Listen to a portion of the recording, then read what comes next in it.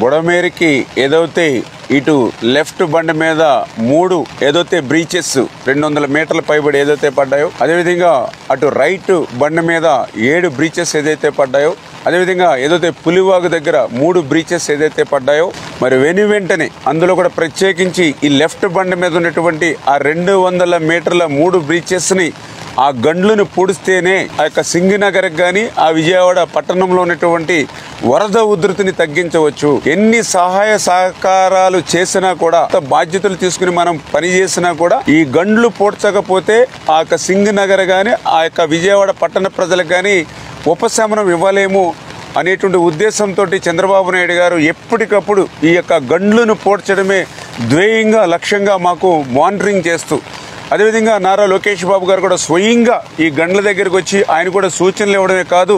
ఏదైతే ఏజెన్సీలను కూడా ఎన్ని కావాలితే అంతమందిని పెట్టుకుని ఈ ఎంత ఎక్విప్మెంట్ కావాలంటే అంత ఎక్విప్మెంట్ కూడా ఆయన ఎప్పటికప్పుడు మాకు అందిస్తూ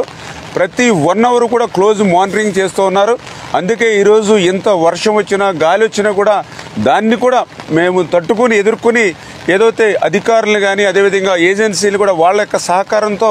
ఆ బుడమేరు గండ్లను యుద్ధ ప్రాతిపదిక మీద పూర్తి చేస్తూ ఉన్నాం.